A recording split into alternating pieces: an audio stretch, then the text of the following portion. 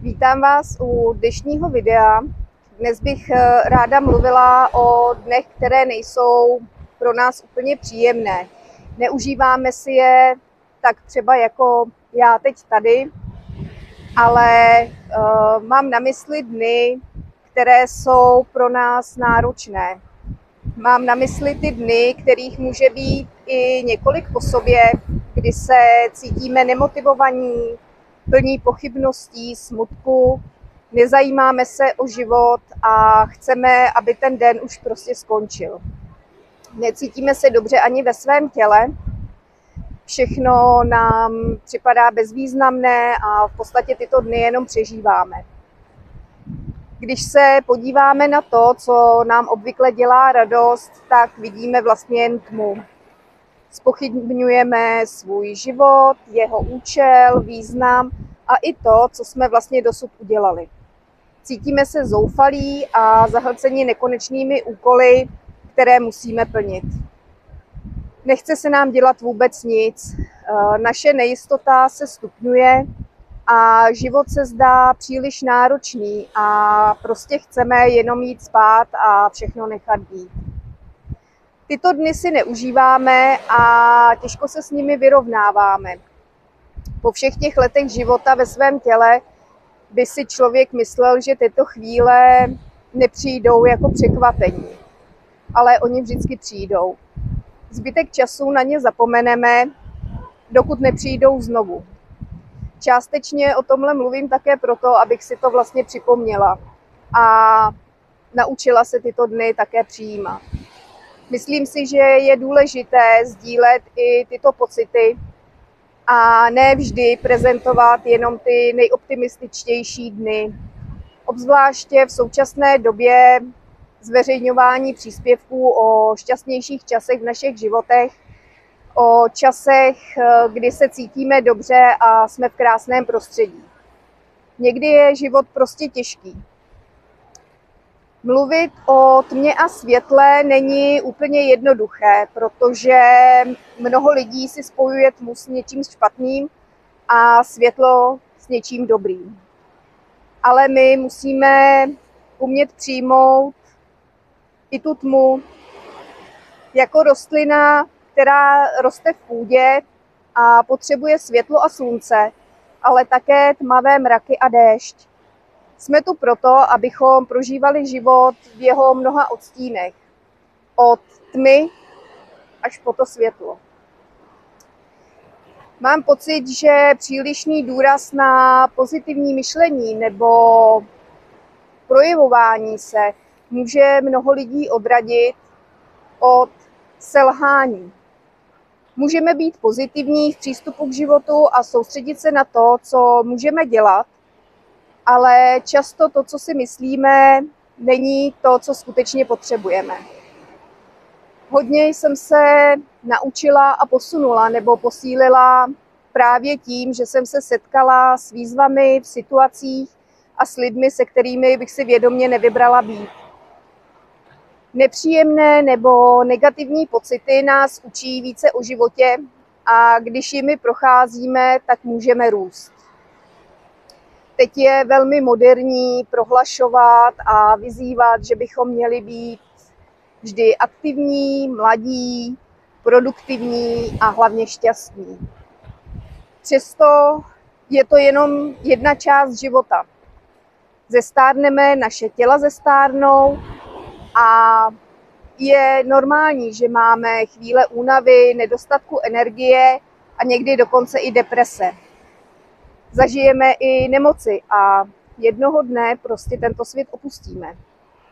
Tím, že to odmítáme přijmout, si myslíme, že s námi je něco v nepořádku nebo že se nedostatečně snažíme. Přibližně 8% Evropanů užívá antidepresiva a toto číslo stále roste. Myslím si, že to tak nemusí být, pokud přijmeme, že temná období jsou součástí života.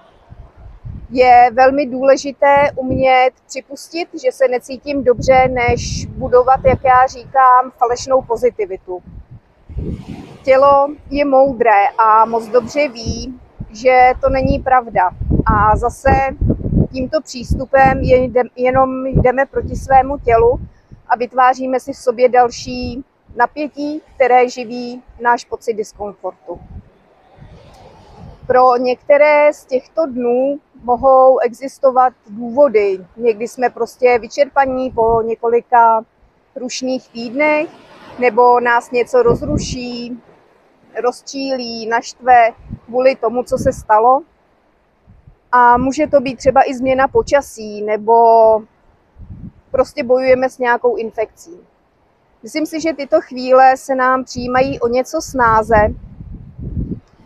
Někdy ale prostě nevíme, proč se cítíme jako v temném mraku. Když toto období přejde a za čas se podíváme zpátky, často si pak uvědomíme, že jsme se potřebovali něčeho vzdát nebo nevědomě zvládnout nějakou výzvu.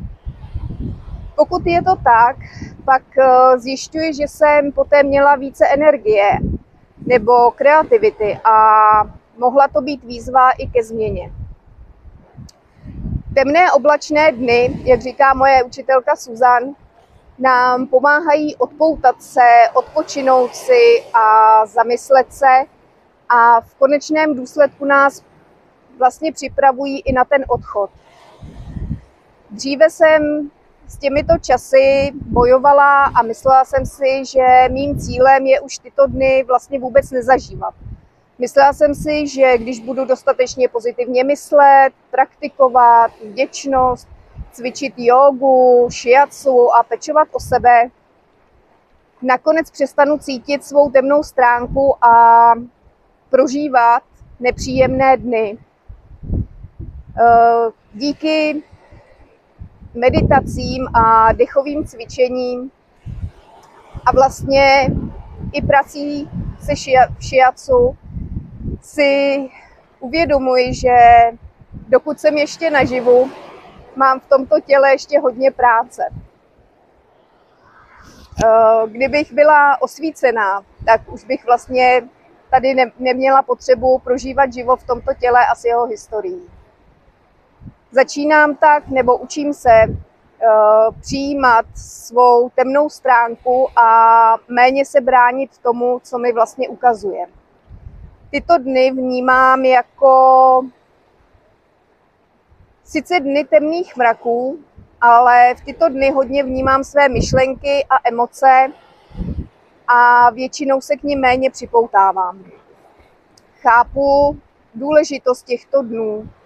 Je užitečné se zamyslet nad tím, co děláme, stanovit si nové priority, opustit projekty nebo lidi, se kterými se už necítíme dobře a také se naučit říkat ne. Je to součást přípravy na konečné opuštění těla.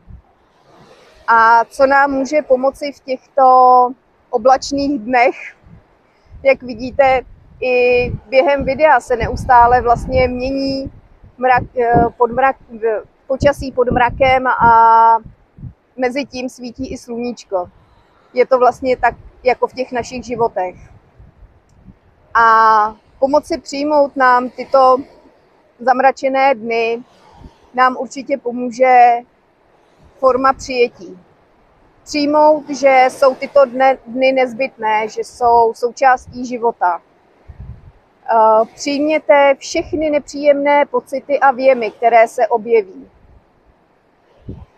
A zpomalte a odpočívejte. Dovolte si odpočívat tolik, kolik potřebujete a můžete, aniž byste se cítili provinile.